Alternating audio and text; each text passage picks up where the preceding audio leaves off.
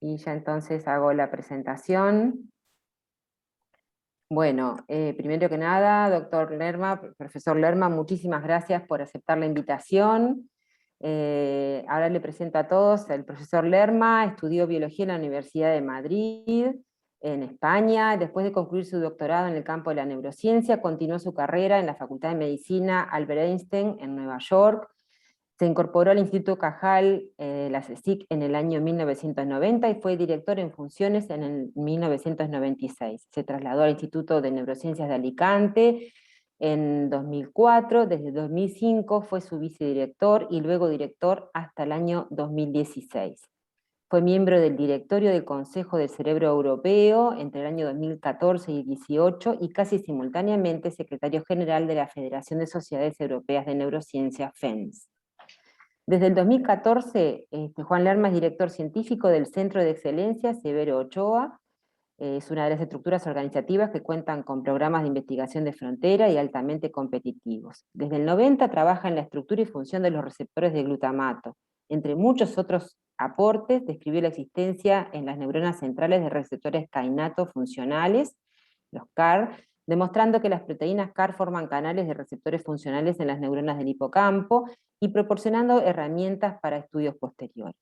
El objetivo general actual de su grupo de investigación es conocer el papel de los receptores kainato en la fisiopatología de las enfermedades cerebrales, en particular las relacionadas con la alteración de la memoria y el estado de ánimo. Juan Lerma ha organizado y presidido simposios para la Sociedad de Neurociencias de los Estados Unidos y las reuniones de la Federación Europea de Sociedades de Neurociencia, FENS, y ha dictado varias conferencias plenarias en encuentros nacionales e internacionales en varios países. El profesor Lerma ha generado una prolífica producción científica, ha escrito varias reseñas en revistas como Neuron, Physiological Reviews, Current Opinion y Nature Neuroscience, así como en varios libros monográficos, incluida la Enciclopedia de Neurociencia. Cuenta con más de 8.800 citas y un índice Hirsch de 49. También forma parte del consejo editorial de varias revistas, Neuron, Neuroscience Bulletin, Physiological Reviews, etc. Y desde el 2016 es el editor en jefe de Neurociencia, que es la revista insignia de la IBRO. Así que, profesor Lerma, muchísimas gracias por aceptar la invitación y bueno, el auditorio es suyo. Muchas gracias, María, por la introducción. Para mí es pues ciertamente un placer poder hablar en un curso como este y de hecho hablar en español, lo cual es casi, bueno, bastante inusual.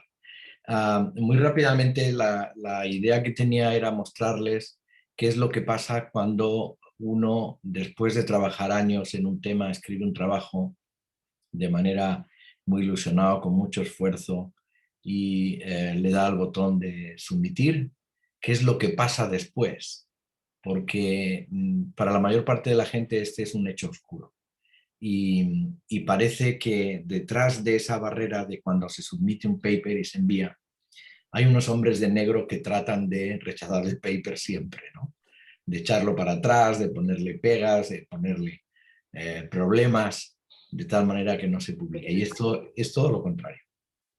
Es todo lo contrario. Pero, y esto lo voy a poner como ejemplo en general, lo que se hacen en las revistas que pertenecen a una sociedad, lo que se llaman Society Journals, y en el caso concreto de Neuroscience, pero esto es, como digo, general para las revistas, que no son, digamos, flashy journals, ¿no? De los vanity journals que le llaman, donde el funcionamiento es ligeramente diferente. Pero antes, creo que debo decir unas palabras, si esto funciona, que no sé si funciona, sobre qué es la Organización Mundial del Cerebro, o IBRO, que seguramente conocen muy bien. Bueno, IBRO organiza una serie de actividades de las que la región latinoamericana es bastante conocedora, porque cuando yo estaba en IBRO, siendo chair del comité europeo, sabía de las actividades, obviamente, del comité LARC. Y sé que ustedes son muy activos en esta organización. Pero bueno, IBRO organiza escuelas, organiza programas de movilidad, organiza lo que se llama Return Home Fellowships para ayudar a gente que está afuera a volver a sus países. Y un poco en plan estrella, hace unos años, conjuntamente con FENS, lanzó un training program que se llama Cajal Training Program, que tiene 2 sedes, una en Francia y otra en Portugal, en el que se hacen, no sé ahora cómo estará la situación, pero por lo menos se hacían cursos de larga duración y de muy alto nivel. IBRO organiza también cada 4 años un congreso mundial. El último fue en 2019 en Corea del Sur. El próximo tengo el gusto de decir que será en Granada, España, en el 2023, al que obviamente todos están invitados. Y espero que sea 100% presencial y nos podamos ver las caras y nos podamos dar abrazos y podamos intercambiar ideas y conocimiento, que es de lo que se trata en un congreso de este nivel. Obviamente para eso IBRO necesita una cantidad de dinero. Y ese dinero, en el 92% de su cantidad, viene de la revista Neuroscience. De manera que lo que la revista consigue en ganar, digamos, en entradas, IBRO lo revierte en forma de lo que hablaba, escuelas, training, mobility training programs, estipendios para viajar, colaborar con las sociedades nacionales, etcétera, etcétera. Y por ejemplo, este curso es un ejemplo, creo que está patrocinado por IBRO-LARC, de manera que parte del dinero que Neuroscience recauda por su actividad se emplea también de alguna manera en este curso. Muy bien, a ver si seguimos. No sé por qué esto no va. Bien, Neuroscience es una revista generalista. Publica papers en todos los campos que tengan que ver con el cerebro. Cualquier tipo de paper, largo, corto. Nosotros no ponemos límite de palabras, no ponemos límite de referencias, no ponemos límites de figuras.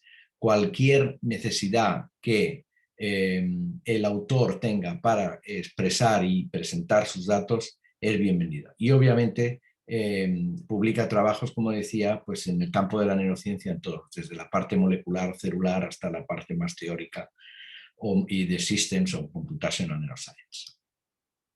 Y es importante recalcar que publicar en Neuroscience es completamente gratis. Neuroscience no requiere ninguna cuota para submitir, como hay otros journals. Incluso las figuras en color son gratis si se ponen online, si se quieren tener en la forma impresa hay una fee, pero en general uno puede publicar en la forma impresa en blanco y negro y publicar en la forma online, que es la mayor parte en la que se lee el journal en color, y eso es completamente free. No tenemos ninguna política de rechazo de papers porque no vayan a tener un gran impacto, lo vamos a ver en un minuto. Y por supuesto, Neuroscience está adherida al Open Access, que naturalmente en ese caso, si queremos que el paper sea Open Access, hay que pagar los costes de publicación, las APC. Pero ahí tienen varias cifras. Se reciben más de 2.000 submisiones de más de 70 países, se publican en torno a entre 500 y 600 artículos, 542 en el año 20. Somos relativamente rápidos en el sentido de que desde la submisión hasta la primera decisión es menos de un mes, y una vez que el paper es aceptado, la publicación online es bastante rápida. Somos uno de los journals que más citaciones tiene por año. Estamos, de hecho, están aquí los datos. Ocupamos la posición 8ª de los papers del área, de las revistas del área de Neuroscience que más citas tiene por año, y en términos de publicaciones, pues me parece que estamos en el puesto número 12 mundial. De manera que Neuroscience es una revista grande, es una revista importante. Lo importante también que remarcar es que Neuroscience tiene un editor jefe, que soy yo, un editor asociado, que es Jerome Sainz, del Departamento de Neuroscience de la Brown University, y tiene una colección de 17 editores senior que son científicos en activo, que prestan, digamos, su conocimiento de especialización de cada uno de los campos a la hora de seleccionar los trabajos que Neuroscience publica. Y como ven, pues hay gente repartida en Estados Unidos, en Francia, en Italia, en España, en Japón, en China, etcétera, de manera que trabajamos muy globalmente con editores de sección que, como digo, son activos, científicos activos y especialistas en su campo de todo el mundo. Y esta es una frase que recojo de la editorial fundacional de Neuroscience, en Neuroscience 1, página 1, del año 76, una revista relativamente clásica, relativamente, digamos, antigua, que decía que la revista Neuroscience es por y para científicos, es decir, está dirigida por científicos, para científicos, por científicos. Esto es muy importante y esto es lo que diferencia a las Society Journals de otros journals que todos conocemos. El otro punto que sí que quiero hacer mención es que obviamente cuando uno manda su manuscrito a una revista o a una revista como Neuroscience, parece que lo pierde un poco, ¿no? Que en fin, ese manuscrito deja de tener el control de uno y es trabajo que a uno le ha costado dinero y le ha costado esfuerzo. Bien, lo que es importante que sepan es que esos documentos se tratan absolutamente de forma confidencial.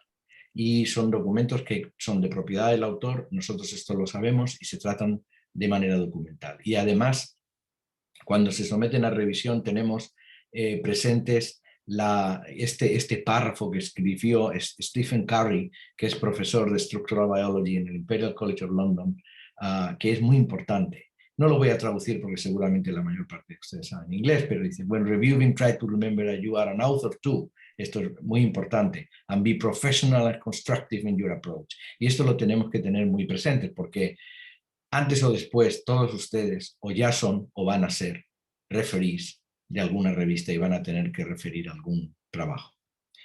Dice, that can be hard, but don't let your inner night picker get the upper hand. Leave 24 hours between reading the manuscript and writing your review to allow time for your reasonable self to rise to the fore. Y yo creo que esto es muy importante porque cuando se evalúa un trabajo hay que ser muy serio porque uno está jugando probablemente con el futuro de la gente. Bien, ¿y qué es lo que ocurre entonces cuando uno aprieta el botón de enviar y ese manuscrito se va por el sistema online que tenga cada una de las revistas? Bueno, pues les voy a poner aquí un ejemplo, lo que hacemos en Neuroscience con datos que son reales. No sé si son de este año o del año pasado, me parece que son del año pasado, pero vamos, es lo mismo porque aproximadamente esos datos son constantes año a año. Cuando un autor manda un trabajo al Neuroscience, en este caso, la oficina lo envía en 1 o 2 días porque tiene que revisar que están las figuras, que el texto está bien, que el PDF se ha generado bien, etc. Lo manda al editor, a uno de los editores principales, o al editor en jefe o al associate editor. Y el editor principal lee el paper, no con detalle, pero lee el abstract, mira las figuras, mira qué es lo que el paper tiene, si tiene calidad suficiente, si entra dentro del scope del journal, etcétera, etcétera. Y les tengo que decir que los editores en este caso rechazan aproximadamente el 50%. Lo devuelven al autor rechazándolo porque o no se ajusta o tiene muy mala calidad o está muy mal escrito o realmente no es nada novedoso, etcétera, etcétera. Y esto toma 2 o 3 días. Así que la mitad de los trabajos que se envían a Neuroscience en 2 o 3 días, el autor sabe si se va a enviar a referees o no. La otra mitad se envía a un editor de sección o a un senior editor. Y este senior editor todavía puede considerar, dado que él es un especialista, que el paper no merece la pena y que no va a tener mucha chance de pasar el peer review. Y entonces me lo devuelve o lo devuelve a los editores principales y los editores principales se lo comunican a los autores. Si el senior editor lo considera oportuno, entonces lo envía a 2 reviewers o a más. Y este es lo que se llama estar el paper under review. Esos 2 reviewers emiten un juicio y el editor, en base a esos comentarios, hace una sugerencia al editor en jefe, y el editor en jefe entonces toma la decisión de rechazar o aceptar el paper. Y digo que en la mitad, aproximadamente la mitad de la mitad que se envían a referees, se rechazan también, pero se rechazan con posibilidades de resubmission o se rechazan sin posibilidad de resubmission. Esto, como digo, vuelve a ser en torno a la mitad. Hay una parte que se acepta, que se puede aceptar sin ninguna revisión, lo cual es extraordinariamente raro. Todavía en mis 6 años de editor jefe no se ha dado el caso que ningún paper haya que corregir algo. Y el resto, que viene a ser el 53%, aproximadamente la otra mitad, se envía de vuelta a los autores pidiéndoles que revisen algunas cosas según los comentarios de los referees. Que esas revisiones pueden ser más o menos amplias o más o menos severas o más o menos triviales y digamos, de fácil ejecución. Así que este es el proceso de peer review, pero observando esto uno puede pensar, o uno rápidamente se da cuenta, que el peer review, lo que se llama revisión por pares, sitúa tanto al revisor como al autor en el corazón de las publicaciones científicas o del sistema de publicación científica. Y desde luego sin peer review no habría ningún control en la comunicación científica. Y uno podría leer un paper, estar leyendo un paper que está mal y no darse cuenta, al menos que no sea un especialista en ese tópico. De manera que la función del peer review es asegurar que la calidad del trabajo publicado es adecuada, que el trabajo previo está reconocido, que los findings son importantes, los resultados son importantes, que son originales hasta cierta medida y de alguna manera tiene el papel de detectar omisiones en la lista de referencias que sería injusto para los autores previos, aun cuando he de decir que no siempre se cumple. Y el otro punto es que también detecta si hay problemas éticos. En definitiva, no se trata, como uno podría pensar cuando está al otro lado de la cortina, ¿no? Que el editor es un testigo de peleas entre los referees y los autores. De ninguna manera. El editor es un árbitro y de hecho los referees muchas veces tratan de ayudar, y esos son los buenos reviewers, a los autores a mejorar el trabajo, detectando inconsistencias o detectando fallos que el paper pueda traer. Y de hecho, esta es una figura que yo hice. Esto podría ser un manuscrito según se envía a revisar. Este sería el manuscrito una vez que se ha generado la discusión con los reviewers, el peer review, etc. Desde luego el coche es mucho mejor, el manuscrito va a ser mucho mejor. Mi experiencia es que siempre los manuscritos, después de haber sido revisados por pares, han mejorado significativamente. Y por mucho que me haya enfadado cuando me han hecho críticas severas, con el tiempo uno reconoce que esas críticas siempre han estado basadas en realidades y que, bueno, que uno se ha dejado llevar por el amor que le tiene a los resultados, digamos, en contra de alguien que es objetivo y que los mira sin ninguna apasionamiento. Pero yo decía que algunas de las características de la revista Neuroscience son estas. Por ejemplo, al referee se le pide comentar sobre la originalidad y el impacto en el campo. Y hay varios apartados. Como pueden ver, uno es una contribución altamente original con un impacto sustancial fenomenal. Eso sería genial. Luego hay otros, que son la mayoría, que son papers sólidos, que hacen una contribución importante, pero para especialistas. Todavía hay un apartado C que dice que es de interés para un pequeño número de científicos. Y finalmente hay uno que es, bueno, pues es replicación de un trabajo que tiene poco interés. Pero este apartado C, que es un paper o un trabajo que tiene interés solo para un número pequeño de neurocientíficos, no es un motivo de rechazo para la revista Neuroscience, porque la misión de la revista Neuroscience, de un Society Journal, de una revista que pertenece a IBRO, es ayudar a sus miembros a difundir sus trabajos, no a ponerles más pegas de las necesarias para hacerlo. Y por ello, en base a estos comentarios que se les hacen a los editores de los reviewers y los comentarios que se le hacen a los autores, los reviewers están de alguna manera evaluados también. Hay reviewers buenos, hay reviewers malos y hay reviewers que son, bueno, pues intermedios. Y esto uno lo tiene en cuenta luego al elegirlos de nuevo de revisores. La otra cosa que es importante, sobre todo en un ambiente donde, como yo, el inglés no es nuestra lengua madre, es que se evalúa también el nivel de inglés. Y es importante que el inglés sea suficientemente bueno para llevar el mensaje científico adecuadamente. Esto es muy común de que los trabajos estén mal escritos y que de hecho no haya manera de entender lo que quieren decir. Esto normalmente lo detectamos los editores principales y lo devolvemos a los autores para que corrijan el inglés de alguna manera. Entonces, aquí tengo dos ejemplos que les quería poner sobre la utilidad del peer review. Esto es un email que yo recibí después de haber aceptado un paper, que ven ahí, está referido en el año 17, etc.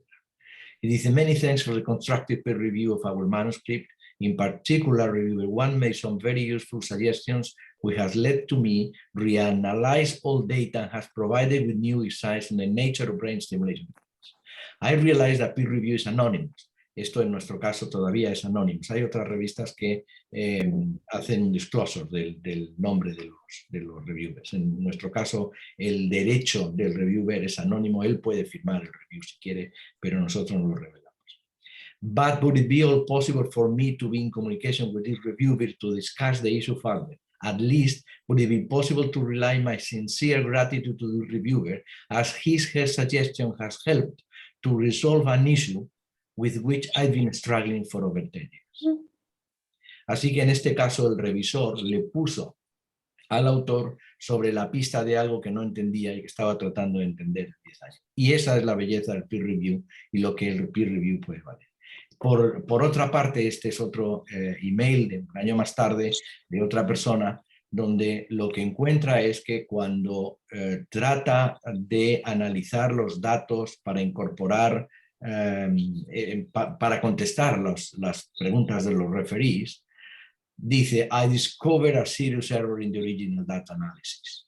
Y esto, when I rectified this error, there was no longer a difference between the tinnitus, bueno, esto fue el tópico entre el control y los no controles. De manera que tuvo que recoger el paper, no publicarlo, y esto le evitó probablemente una vergüenza de tener que retractar un paper que estaba mal interpretado, mal analizado en este caso, y que él durante el peer review se puso en manifiesto. Así que estos dos tipos de cosas te pueden pasar en el peer review y normalmente pasan en el peer review. Obviamente a esta persona no le sentaría nada bien, pero fue suficientemente honesta para declarar su error y retirar su paper o retirar la sumisión, ¿no? El otro punto que quería también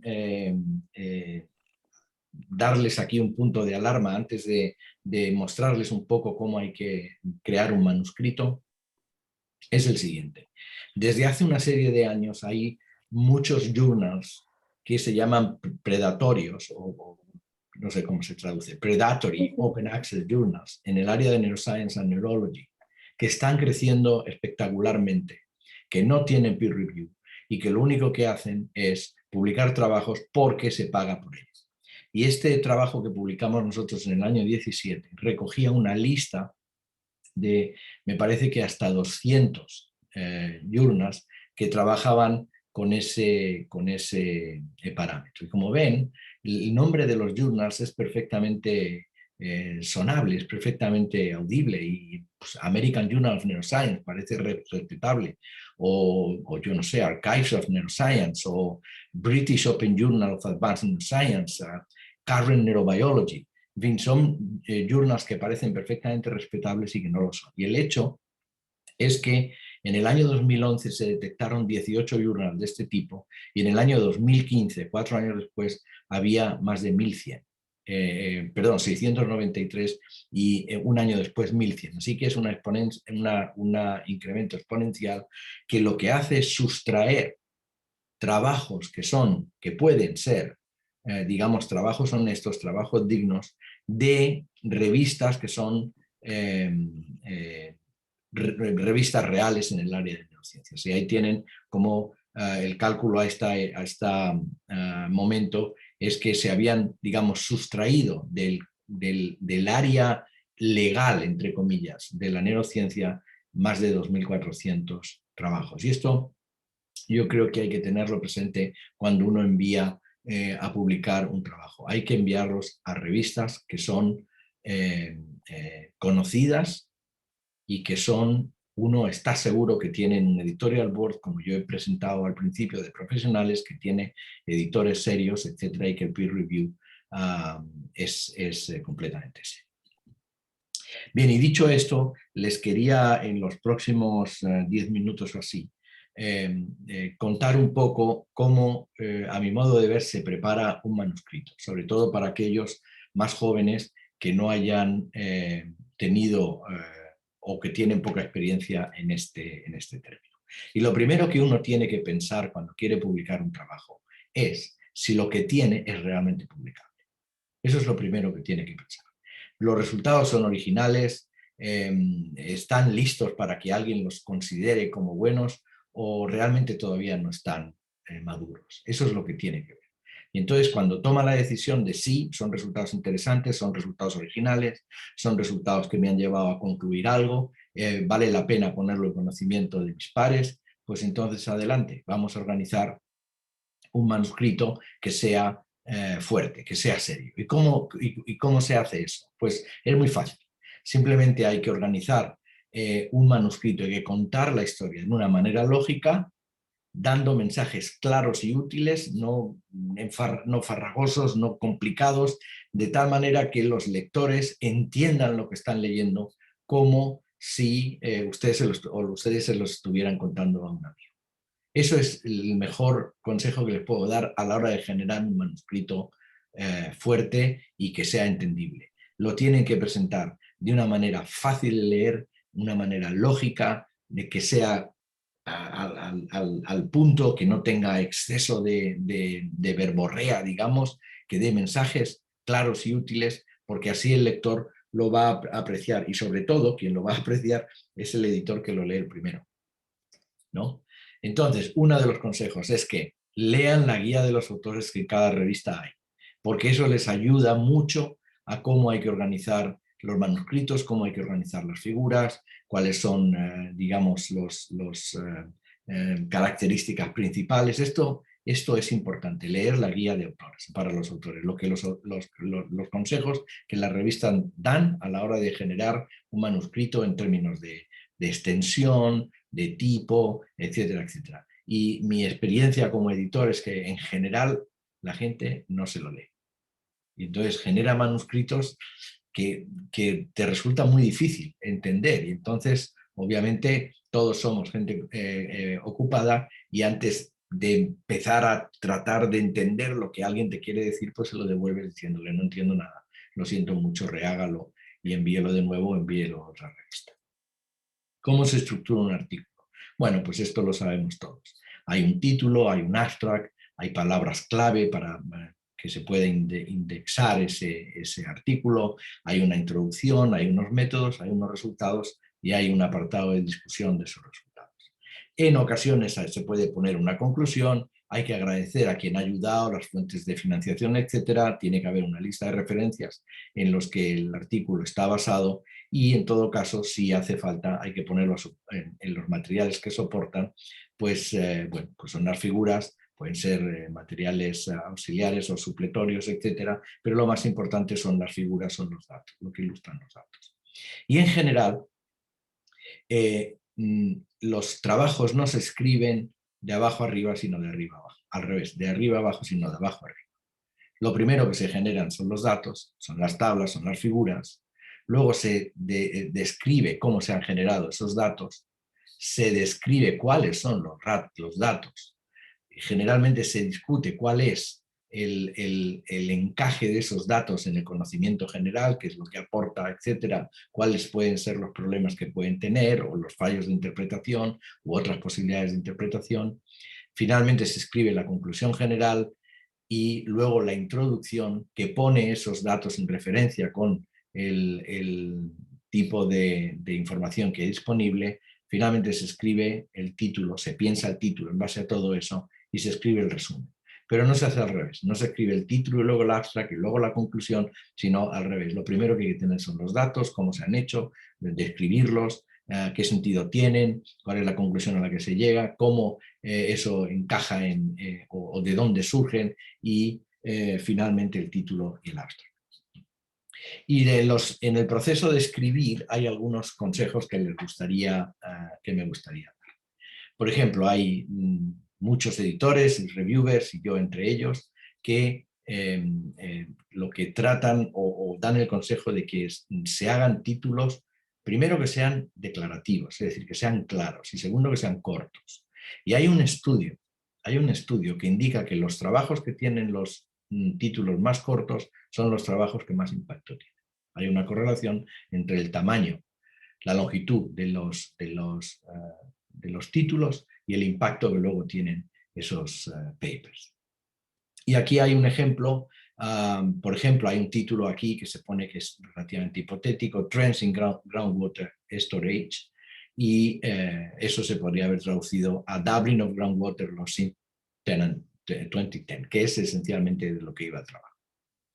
En cuanto a cómo se escribe un abstract, bueno, pues es muy fácil. Lo único que hay que hacer es mirar los abstracts y fijarse cómo están construidos en revistas importantes, New Science, Nature, Neuro.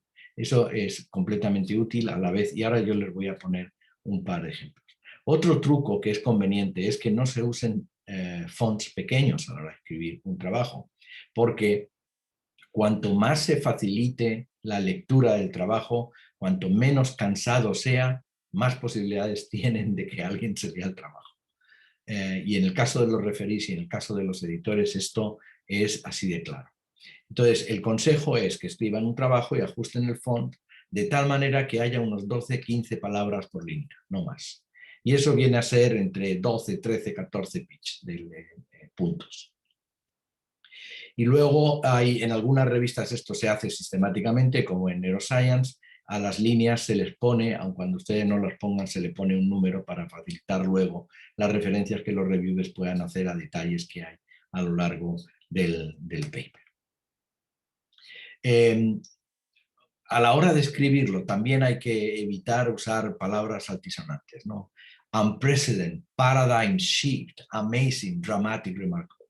Esto suena mal cuando uno lo está leyendo un trabajo. Y hay que evitar, como sea, el uso de acrónimos, porque es imposible leer un trabajo lleno de acrónimos, sencillamente porque el que lo escribe los conoce, pero el que lo lee no lo conoce. Obviamente hay acrónimos como DNA o mRNA o PCR o así, que son conocidos por todos, eso sí que se puede usar, pero abusar de los acrónimos para disminuir el tamaño del trabajo, esto es un error que se debe evitar. Y finalmente, hay otro consejo y es que se evite también decir grande, big o major o significant o whatever, porque eso está implícito en el resultado. Por ejemplo, en rojo está puesto the firing rate was increased. Se podría haber puesto significantly increased, pero en el dato P igual de 0.0032 ya está implícito que eso es significativo. Y es más, si decimos que the firing rate was increased, por supuesto tiene que ser significativo, porque si no fuera significativo no se incrementaría. Así que hay que tratar de evitar ese tipo de redundancias en los que los autores caen muy a menudo.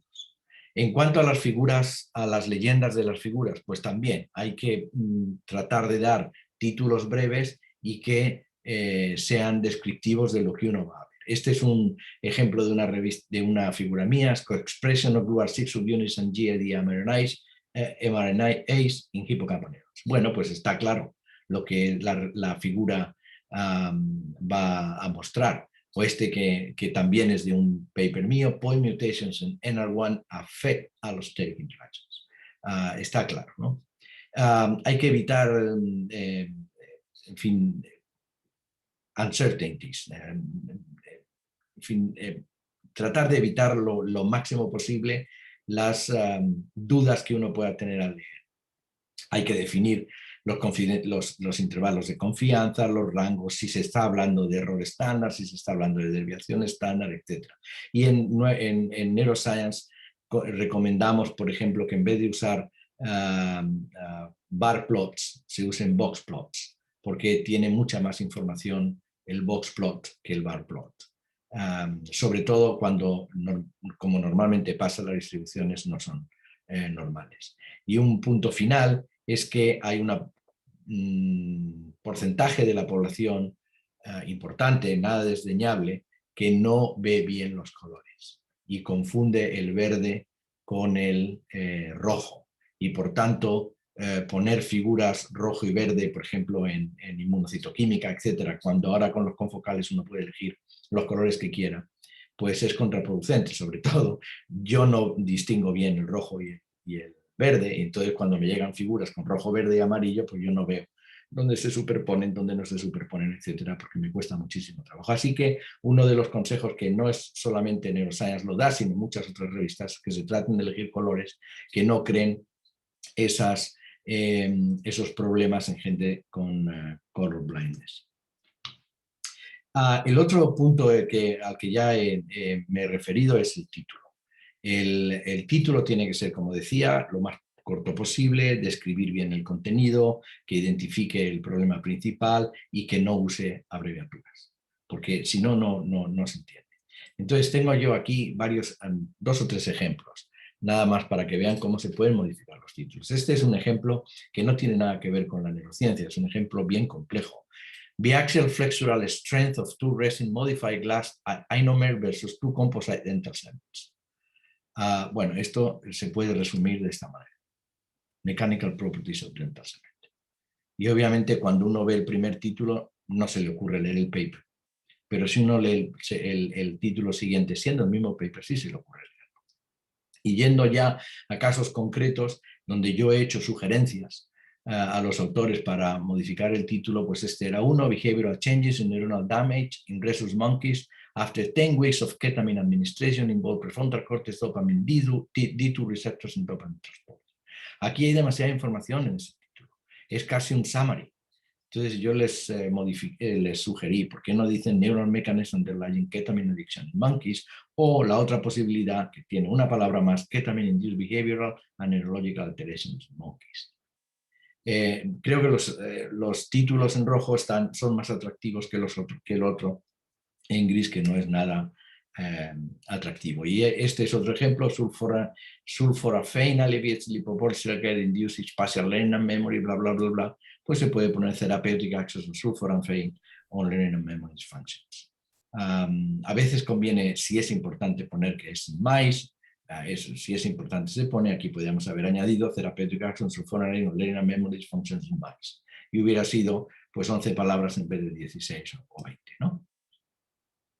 El otro punto importante es elegir bien las palabras clave, el keyword, porque eso se usa para indexar los trabajos. Y si alguien quiere encontrar su trabajo, va a utilizar palabras clave. Y si están bien puestas, lo va a encontrar, y si no, no.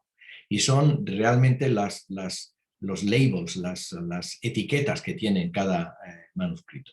Y otra recomendación: no usen abreviaciones, al menos que no estén bien establecidas, como puede ser DNA. Ejemplo de un caso de, digamos, 50% fallo en la elección de los palabras clave. Bueno, pues este paper ha utilizado de palabras clave social defeat, interleukin 6, stress, GABA, synaptic inhibition excitation ratio, and NMDA-AMPA ratio. Bueno, pues interleukin 6 está en el título, de manera que es redundante, porque si está en el título ya alguien lo va a encontrar por ahí. Social defeat está en el título, así que también es redundante. Son palabras claves que no valen. Está bien, por ejemplo, stress, GABA, que sí que no están en el título y que eso sí que puede añadir. O en NMDA, AMPA ratio, synaptic inhibition, etc. Y les voy a mostrar un ejemplo que es tremendamente inteligente a la hora de elegir las palabras claves. Es este de Intercalated Nuclear Complex o de Primate Amygdala. Primero, es un título corto, es un título que va al punto, que se entiende perfectamente de lo que va el trabajo. Y encima las palabras claves que han elegido son emotion, inhibition, connectivity, quantitative anatomy, medium spine and anxiety. Ninguna de esas palabras está contenida en el título, ni se deducen que va a tratar el trabajo sobre eso en el título. De manera que es un ejemplo perfecto. Cuando tengan que elegir palabras clave, elijan palabras que no están en el título y que realmente definen cosas que uno se va a encontrar cuando lean el trabajo. El abstract, del que también he hablado, que es importante porque es lo primero que uno lee. Bueno, pues es absolutamente importante porque como es lo primero que uno lee, es el anuncio de su trabajo. Si te aburre el abstract, no sigues leyendo, sobre todo en una época donde se publican muchísimos trabajos, donde no hay tiempo de leérselos todos y uno tiene que elegir. Entonces tengo aquí un ejemplo de un abstract mío, de un paper que publicamos en el año 2006 en la revista Neuroscience también. Bueno, pues los abstracts tienen que tener una parte de introducción para setear el problema sin dar excesivos detalles. En este caso es esto, esa parte donde se plantea el problema. En este caso es bueno, pues que hay autoantibodies de EA1, que es una proteína del retículo, y que en humanos esos autoantibodies generan enfermedades, ¿no? Y no se sabe qué es lo que pasa. Luego se describe también sucintamente los resultados, sin dar muchos detalles, sin poner valores más o menos standard deviation, sin poner n's, cuántos animales se han estudiado, sin dar muchos detalles, pero simplemente describiendo lo que uno ha encontrado. En este caso, se empieza diciendo electrophysiological records in hippocampal slices, including purified E antibodies in the patch pepper solution revealed, y ahora ya a continuación van los resultados. Pero esas dos líneas indican el método, cómo se ha hecho, pero de una manera muy sucinta. Y finalmente lo que hay que hacer es la conclusión, qué es lo que esos resultados llevan a concluir. Y en este caso, pues hay una más específica y una general, y por ejemplo la general es la última frase: "These results may account for the neurological deficit observed in some patients developing IE antibodies". Bueno, más o menos eso es un ejemplo. Este es otro ejemplo en un abstract que es más corto que el de Neuroscience. Es una en la revista Neuro, también de un trabajo que publicamos hace años. Pues aquí la introducción es un poco más larga, es casi la mitad del abstract, el resultado es bastante corto porque es muy concreto y la conclusión pues es muy conclusiva. Y realmente la conclusión lo que dice es que this compound will allow determination role play by kininoception, synaptic transmission and plasticity in the mammalian brain, as well as evaluation of their involvement in neurotoxicity. Esto ha sido completamente cierto desde que publicamos este trabajo. Esa conclusión ha sido completamente válida y vale la pena dedicarle unos minutos a pensarla, porque eso va a quedar escrito de por vida y va a quedar unido a su nombre, ¿no? a su producción. Bien, poco que decir de la introducción y voy a ir acabando. Pues en la introducción hay que poner el tema en contexto y decir cuál es el problema que se quiere abordar, identificar, si se quieren, las soluciones que se encuentran o las limitaciones del trabajo, es importante decir, qué es lo que esperamos conseguir con este trabajo y eso es un consejo mío, que yo lo hago en mis trabajos, es al final de la introducción, en una frase, decir qué es lo que uno ha encontrado. Porque hay mucha gente que lo que lee es el primer párrafo de la introducción, el último párrafo de la introducción, el primer párrafo de la discusión y el último párrafo de la discusión. Y con eso el individuo se tendría que llevar una idea de qué va el trabajo, el paper ese. Llevarse una idea, aun cuando no se los resultados, si se fía que el trabajo está bien hecho, que ha sido aprobado por referees, por peers, y por tanto no tiene que dedicarse a arañar a ver si está bien hecho o está mal, sino que se fía del proceso de selección que hay. Los métodos, pues exactamente igual, hay que describir lo que uno ha hecho y supuestamente los tiene que definir de tal manera que alguien que quiera reproducir ese trabajo lo pueda hacer. Tiene que dar suficiente detalle como para que lo pueda hacer, aun cuando también hay que tener en cuenta que hay procedimientos que son estándares y que no hay que describirlos al detalle, simplemente hay que decir lo que se ha usado. Y otro punto importante ya para acabar es importante que los experimentos estén aprobados por un comité ético, y esto en la mayor parte de los journals se pide que en la carta de presentación se diga que esto, en fin, que los experimentos han sido aprobados por un comité ético y que no, en fin, no tienen ningún problema ético, ha sido aprobado. Porque si tienen un problema ético, los editores pueden rechazar el paper en base a ese problema. Y es que publicar un trabajo implica responsabilidades para los autores. O sea, que ser autor no es ser, bueno, pues tengo un trabajo más, no, implica una responsabilidad porque el autor está de alguna manera certificando que el trabajo es real, que no son datos fabricados, que es original y que los conflictos de intereses no existen porque ya los han resuelto, que la autoría de los miembros los autores del trabajo son todos los que han hecho algo, no hay nadie que no haya hecho nada o falta alguien que sí ha hecho y no está, y que, como digo, está aprobado por el comité ética o de bioética.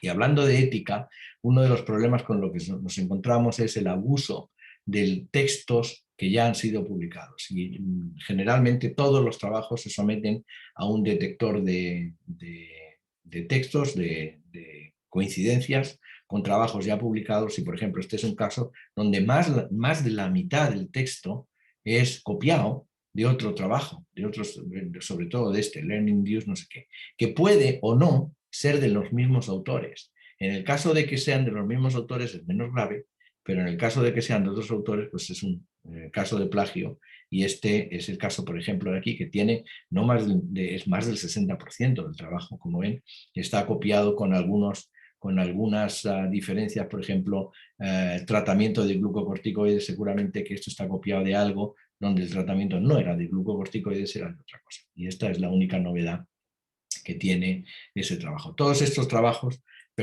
se mandan inmediatamente de vuelta diciendo a los autores que esto no es admisible y que tienen que disminuir la cantidad digamos, de reproducción literal de texto, porque esto además tiene problemas de copyright, ¿no? Obviamente no se puede admitir así, porque incluso alguien, el que es copiado, puede exigir que se retraiga el paper, se retracte el paper en el futuro si lo descubre. Como digo, hay que evitar por encima de todo fabricar datos, y esto se detecta fácilmente.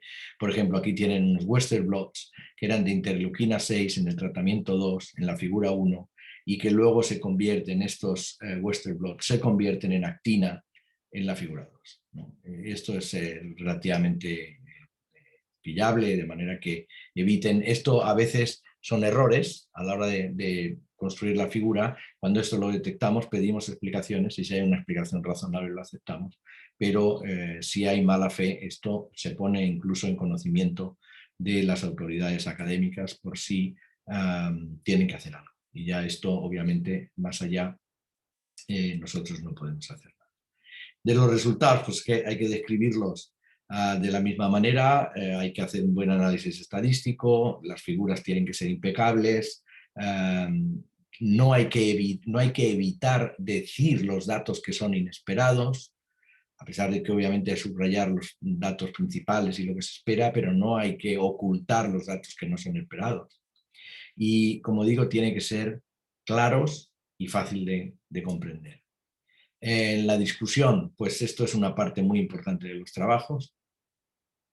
Hay que decir, en opinión del autor, qué es lo que los trabajos, los resultados significan, citar los problemas que puedan tener a la hora de interpretarse, si hay algún problema, por ejemplo, que el número de datos que se almacenan o que se han observado es todavía pequeño y entonces aquello tiene una fragilidad estadística, pues eso no pasa nada con que se diga. El que lo lea, igual que cuando nosotros leemos un trabajo, agradecemos la honestidad, pues igual tenemos que ser honestos. Y obviamente se trata de comparar los resultados que tenemos con los resultados o conclusiones que están publicadas, tratar de corroborarlas o tratar de contradecirlas.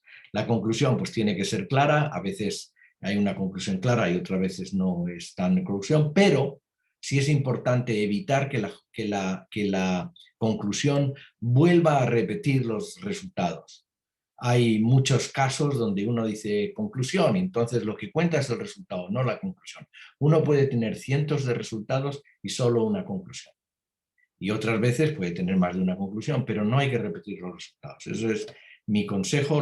En las referencias no hay que ser parco, hay que dar crédito a quien lo tiene.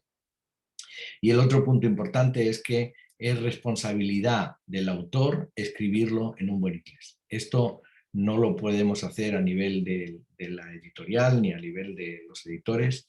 Esto no se puede corregir porque sería imposible. Si recibimos 2.000 trabajos y mandamos a referir pues, en torno al 50%, 1.000 trabajos sería imposible corregir el inglés de todos ellos.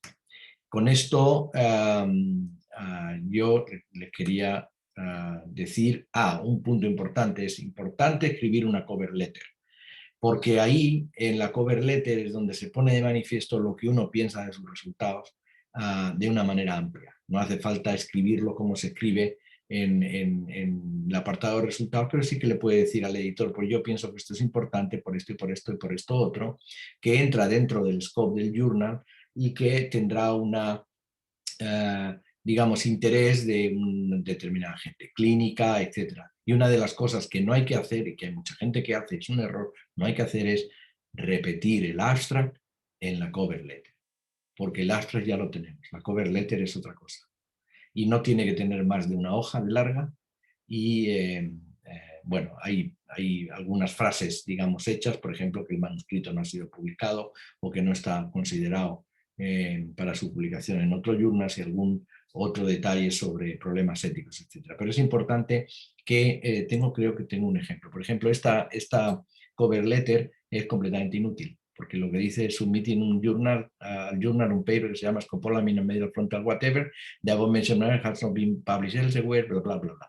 No vale para nada. En cambio, esta sí que está muy bien, porque hay una frase aquí que dice: "This explorative approach brings new findings that can be used to develop an original and innovative way to treat pharmacoresistant epilepsy that we consider as in the scope of neuroscience". Esto es importante, esto es informativo.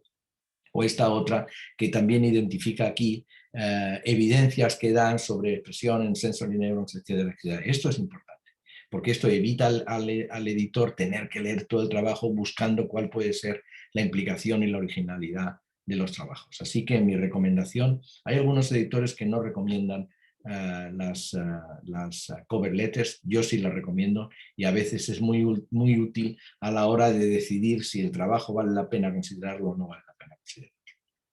Y con esto quería acabar y contestaré las preguntas que ustedes tengan, mostrándole, yo qué sé, las veintitantas covers del journal que tuvimos en el año 2020. Hay un premio de $500 para la mejor cover del año. En el año 2020 se hizo, digamos, democráticamente a través de varios rounds de llamadas en los circuitos sociales, y la que ganó fue esta, que es un special issue sobre obesity, y aquí lo que están viendo es una neurona que está ofreciendo un donut a un gordito, ¿no? Esencialmente es muy digamos, original. Y muchas gracias por su atención. Muchísimas gracias, profesor, por la presentación. La verdad que es muy detallado todo. Bueno, diría que si quieren hacer preguntas de la audiencia, comentarios, yo después puedo incorporar alguna pregunta más.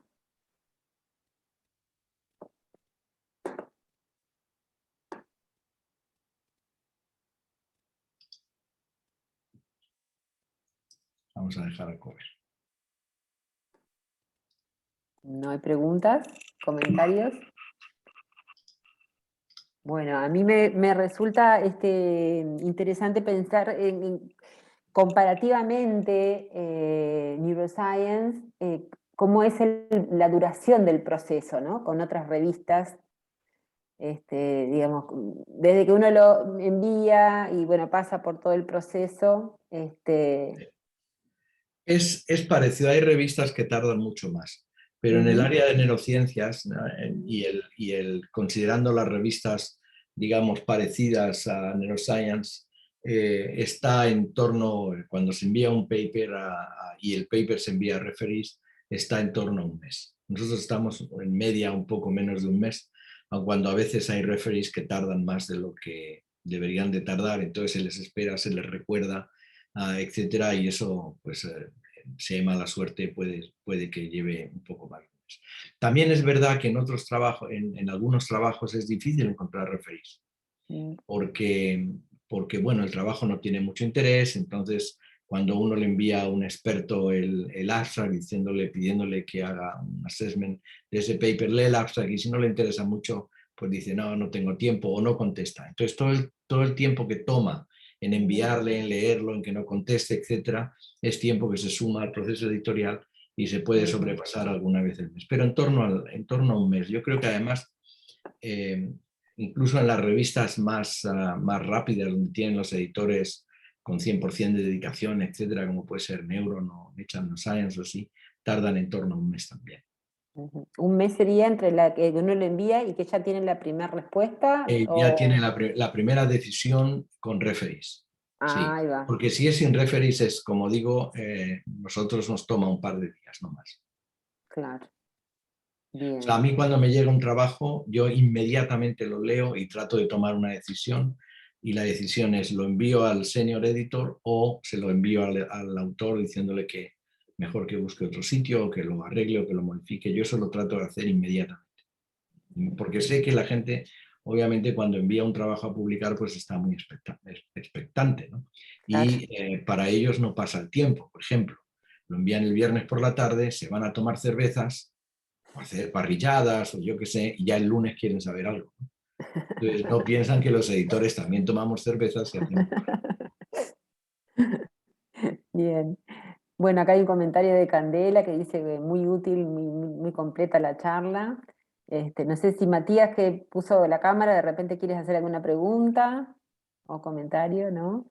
No, no, agradecer también, la verdad, súper clara y, y muy directa con respecto a conceptos que, por lo menos yo, que soy un investigador muy joven, que recién comienza en la carrera de investigación, cuando uno manda el paper es como que no tiene idea de qué sucede y le adjudica como una especie de maldad intrínseca a los reviewers, al editor, que de repente rechazan y uno dice, ay, qué malos que son, qué feo lo que pusieron, pero bueno, es parte del trabajo y está muy bueno ver la maquinaria lo que sucede dentro. Así que muchas gracias.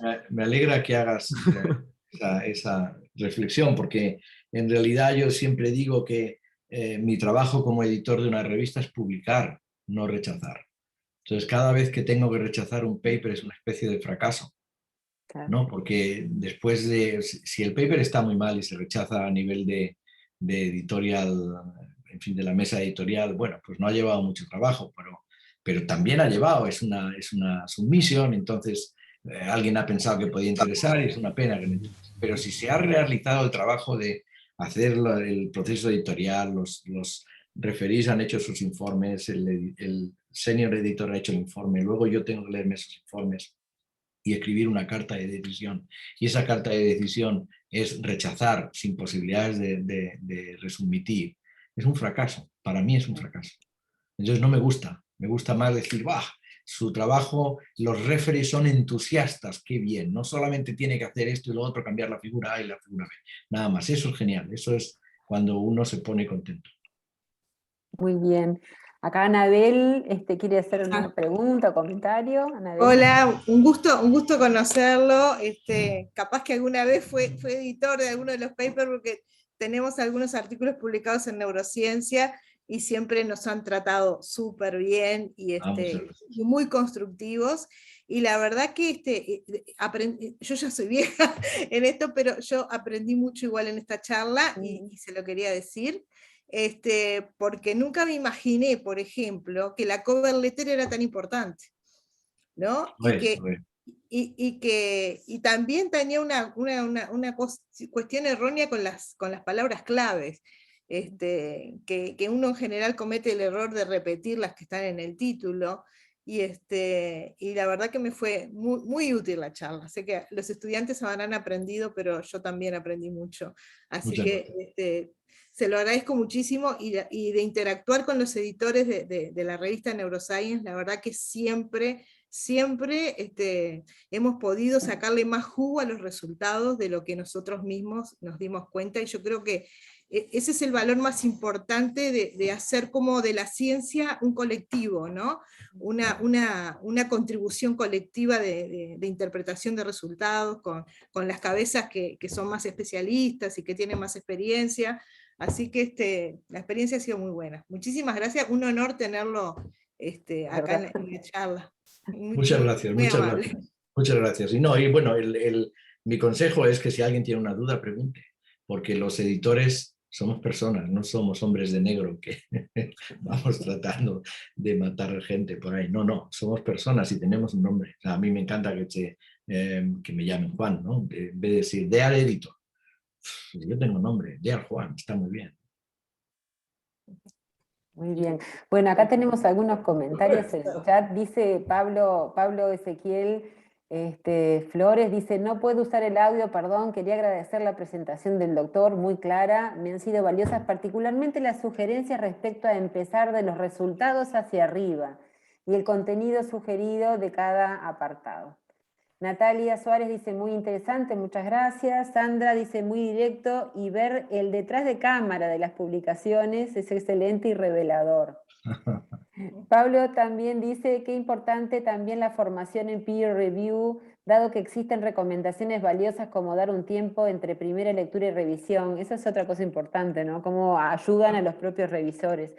Y de dar revisiones constructivas y claras. Sí, el tema del título, resumen y las palabras claves y la carta al editor, muy valioso desde la perspectiva del editor, excelente, dice Pablo. Y Candela dice, yo estoy cambiando un título, y se ríe, dice, ya está poniendo en práctica, esto es una maravilla, ¿no? La verdad que, bueno, acá también dice Flavia, muy buena charla, ahora tendré en cuenta sobre todo lo de la metodología para la redacción de mi tesis. Así que bueno, sin duda esto está mostrando que realmente ha sido, digo, más allá que es un honor tenerlo, es para los estudiantes, yo creo que es una situación bastante privilegiada, y para nosotros como investigadores también, porque todos aprendemos, como dice Anabel, en cada una de estas presentaciones. Digo, por ejemplo, lo del orden de los resultados, es cierto que tenemos cierta tendencia, pero uno tiene como una tendencia a empezar por la introducción, no sé por qué, cuando en realidad se sabe que es mejor empezar desde los resultados para, bueno, justamente ver el paquete del cuerpo de datos que uno tiene, lo fuerte que son, o lo valioso que pueden ser. Así que bueno, muchísimas gracias, profesor, ha sido así un gusto enorme tenerlo y agradecidísima de que haya participado en la escuela. Un placer. Bueno, un placer. lo tendremos en cuenta para las próximas. Sí, no, bueno, ahí yo esta charla, una parecida, la pensaba dar en el meeting de Falan. El año, primero fue el año 20, luego era el 21 y ahora parece que será el 22. Ojalá pueda ir. Ay, ojalá que sí, ojalá que sí. Nos vemos.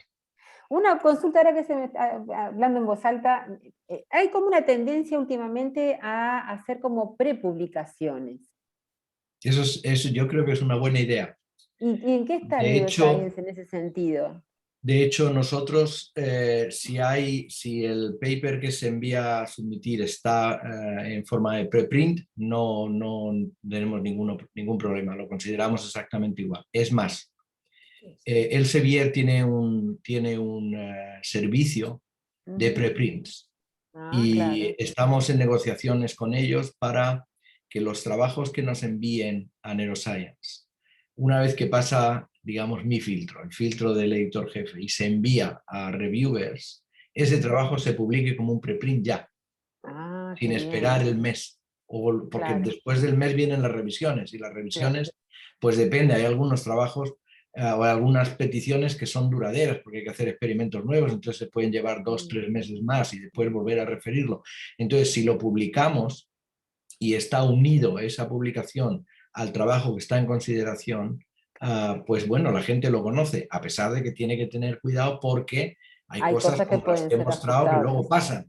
O sea, que las conclusiones no son correctas, que los resultados están mal analizados, que la estadística no está bien hecha, en fin, ese tipo de cosas. Pero ahí Pero hay entonces, perdón, eso- pero ahí entonces en este caso uno hace la prepublicación y después tiene la versión final, pero hay como una historia entonces del trabajo. En el caso de que, sí, en el caso nuestro, el autor lo único que tiene que hacer es omitir el paper. Si nosotros lo consideramos, entonces le prepublicamos, lo publicamos como un preprint. Eso Claro. espero que se ponga en marcha pronto. Obviamente tiene que ser de forma opcional, no es obligatorio, no es para la persona que quiera. Elsevier, de hecho, en la revista Neuron y Cell, que son revistas del Elsevier, tiene ese sistema ya implementado. Se llama, ¿cómo se llama? No me acuerdo cómo se llama, pero es un sistema donde el autor puede permitir a la editorial que lo cuelgue como preprint mientras que lo está considerando. Y eso lo queremos incorporar en Neuroscience pues tan pronto como sea posible. Ujú. Acá hay un comentario final de Pablo Ezequiel, dice, el preprint es una buena opción para dar acceso abierto a un paper que uno no tiene financiamiento para el open access, ¿no? Digo, es cierto, Sí, eso democratiza sí, sí, desde luego que sí, aun cuando siempre hay que tener presente que es un trabajo que no ha estado, digamos, pasado por el quality control del peer review y puede estar mal. Durante la pandemia esto se ha puesto de manifiesto, se han publicado miles de trabajos como preprints y esto pues ha permitido obtener información a mucha gente de forma rápida. Pero ahora lo que se está viendo es que de esos miles de preprints que se han publicado hay un porcentaje muy alto que son falsos. No falsos, sino que están mal. Están porque han estado hechos demasiado rápido, no se han analizado bien y entonces ahora cuando uno trata de publicar ese mismo dato en una revista seria no puede. Porque al analizarlo desde el punto de vista más experto se notan que hay unos caveats ahí que no son aceptables. Hay otros que sí, ¿eh? O sea que yo recuerdo, por ejemplo, que durante la pandemia hubo un trabajo que se publicó en forma de preprint donde describían una mutación en la spike, en la proteína spike, y lo que encontraban era que esa mutación se había hecho extensiva en Europa y que afectaba al 40% de los enfermos o infectados con virus. Entonces lo que decían es que ese no era el virus chino, era otro virus. Y en fin, recuerdo que eso era un preprint.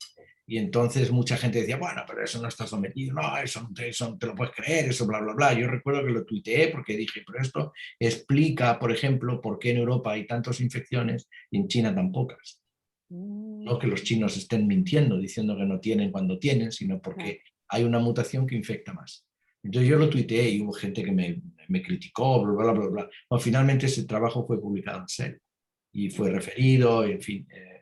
Y bueno, ya sabemos lo que pasa con todas las variantes en las mutaciones de la spike, de la proteína spike.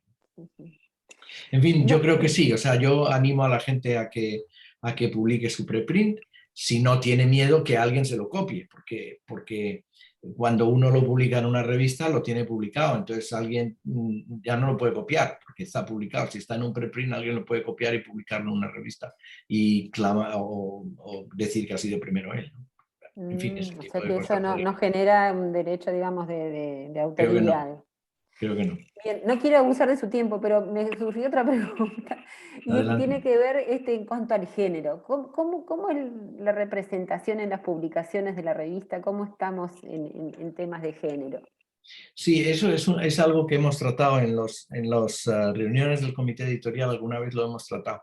Yo no tengo datos y no nos fijamos si los autores son mujeres o son hombres. No, en esto no nos fijamos.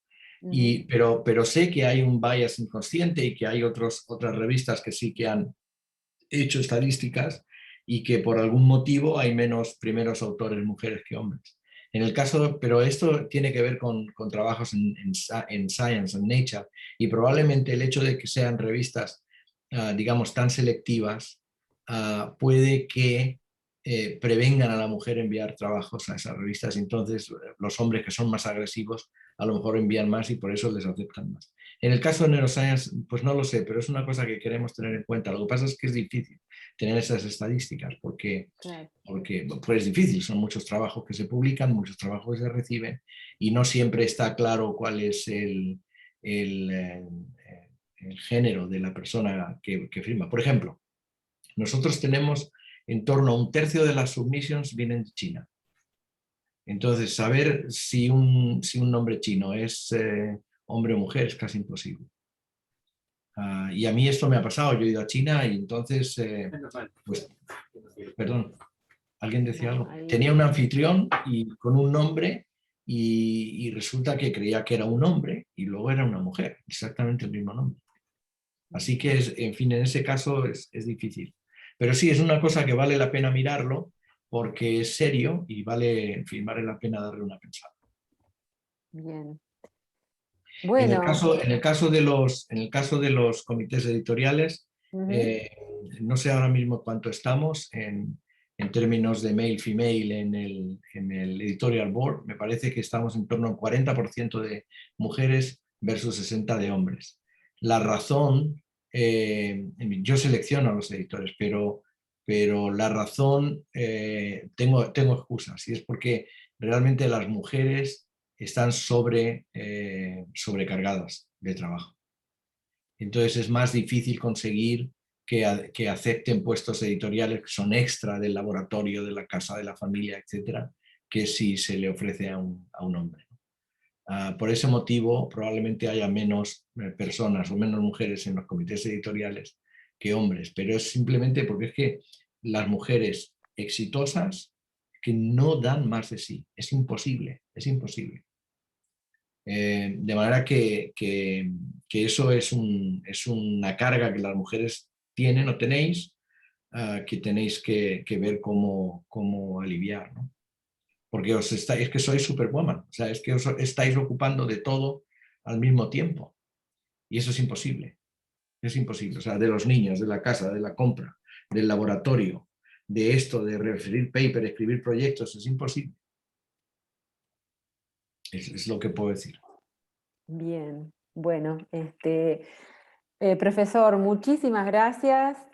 Fue realmente muy enriquecedora la charla, la presentación y muy lindo todo este espacio de intercambio de preguntas y respuestas sin estrés. Y bueno, y como compartiendo eso, ¿no? Desde adentro de la revista como con las mejores consejos para los que están empezando y para todos, porque a todos nos sirven todas las etapas de la carrera. Muy bien. Así que muchísimas gracias y bueno, esperemos que vernos en España en el congreso del año que viene, ¿no? Ojalá, el año 23. 23. El año que viene en Falán. Ahí nos En vemos. Falán, ahí va. Cierto, en Falán el año que viene y en el 23 en España. Bueno, un gusto. Muchas gracias. Por acá todo el mundo en el chat agradeciendo. Así que bueno, hasta la próxima entonces. Muy bien. Gracias. Cuídense. Igualmente.